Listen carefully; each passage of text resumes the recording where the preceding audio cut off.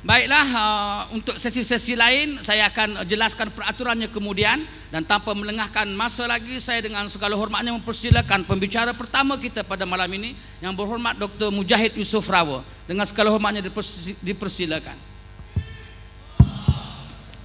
Assalamualaikum warahmatullahi taala wabarakatuh. Saudara moderator dan seluruh ahli panel, para hadirin dan hadirat yang dirahmati Allah sekalian. Pertama, tajuk yang kita bentangkan pada malam ini untuk didiskusikan iaitu bolehkah Melayu bersatu. Seperti yang disebut, jawapan itu tidaklah semudah yang kita jangkakan. Ya, kalaulah apa yang dikatakan itu mudah, sudah tentu kita tidak ada di sini pada malam ini. Oleh kerana itu, saya bagi mukadimah ini, saya ingin merujuk kepada persoalan Melayu ini, saudara moderator, yang berkaitan dengan berbagai perspektif. Ya. Apakah perbincangan kita tentang Melayu boleh bersatu itu dalam konteks politik, ataukah Melayu boleh bersatu dalam konteks emosi, sentimen, isu, ataukah Melayu boleh bersatu dalam konteks isu antarabangsa seperti Palestin dan sebagainya.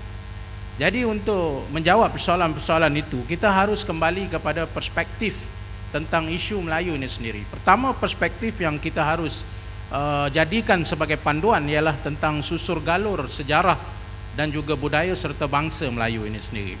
Yang ini perlu dijadikan rujukan kerana kita tidak mungkin berbicara tentang perpaduan kalau kita tidak rujuk kepada sejarah, kalau kita tidak rujuk pada susur galur etnik dan sebagainya. Yang keduanya ialah, saya kira parti saya selama ini konsisten dalam membicarakan tentang perpaduan, dalam membicarakan tentang umat Melayu.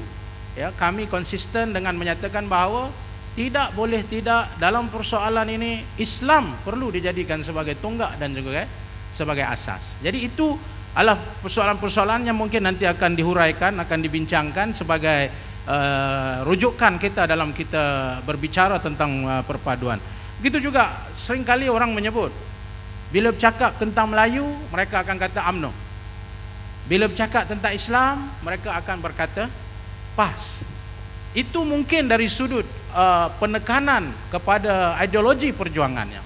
Tapi saya ingin jelaskan di sini bahawa isu Melayu dan isu Islam, tak kira daripada mana-mana parti dia, sama ada PAS, sama ada DAP, sama ada PKR, sama ada UMNO sendiri, dan mana-mana parti sekalipun, isu Islam dan isu Melayu itu sebenarnya terletak dalam perlembagaan persekutuan itu sendiri.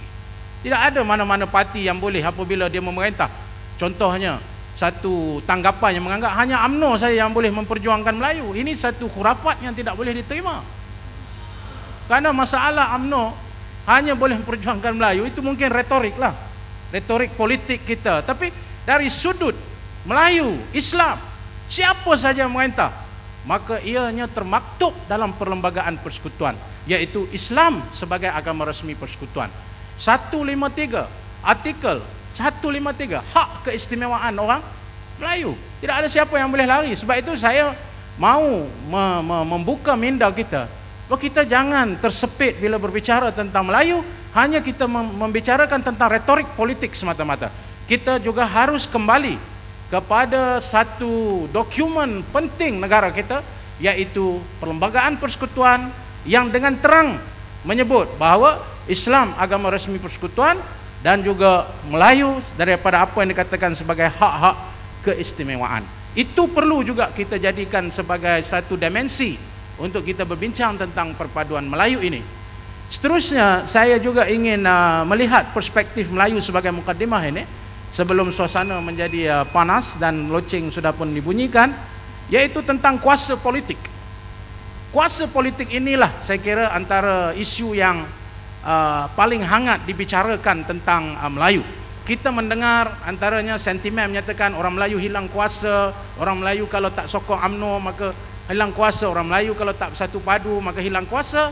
Persoalannya, selama ini kuasa politik orang Melayu yang memerintah negara ini 50 tahun, kita sudah pun hilang berbagai kuasa dan juga hak tentang orang Melayu ini. Itu perdebatan saya dan saya kembalikan balik kepada moderator. Saya tidak mau mengambil masa.